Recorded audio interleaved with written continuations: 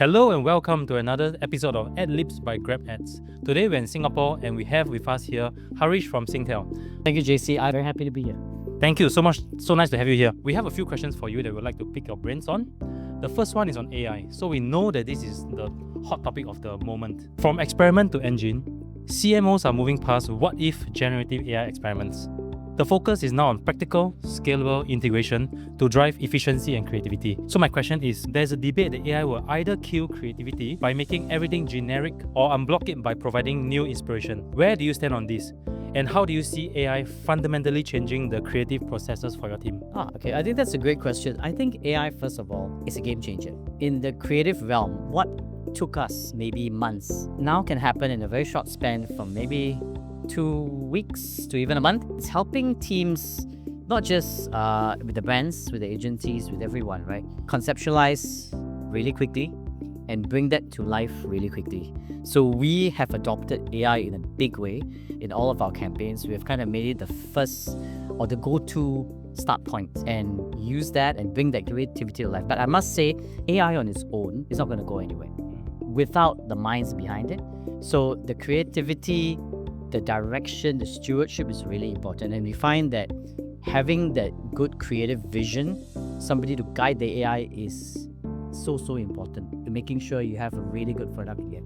Got it. So sounds like AI is more a tool and we have to partner with it rather than use it completely. Thank you so much. Now moving on to the next question, we would like to understand a bit more about the new customer journey, how we think about unifying online and in-store. So the line between digital and physical is gone. For telcos, the challenge is creating one seamless experience, from a social media ad to an in-app promotion to the in-store experience itself. This is where retail media networks are becoming critical. Yeah. As the line between digital and physical blurs, what does the perfect, seamless, omnichannel journey look like for your customers? I'll make this short, right? So I think the perfect journey is one where there's no friction. One where the customer does not see the difference between digital or physical. One which allows you to do what you want immediately without thinking about it. So if I was on digital, I wanted to buy something on digital, it should happen for me really easily. And the fulfillment is a really important process as well. And if I was on physical and I wanted to go onto digital to research, a lot of people do that, right? Yeah. When they're at the shop, someone tells you, the sales guy talks to you and you're like, Yes. I don't believe you, let me go I do that myself. do some research, right? And then you do your own research and then you decide, hey, I make a decision so I can do it at the shop.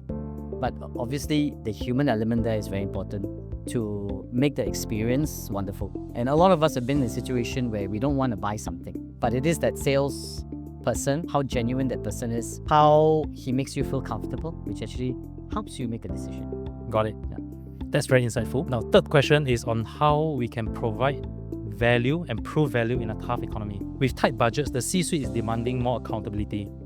CMOs are under pressure to prove how marketing directly drives business outcomes, not just top-of-funnel metrics. Now, in your view, what's one traditional marketing metric you think is becoming less relevant?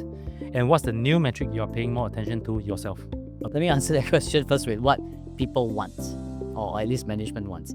Management wants growth, right?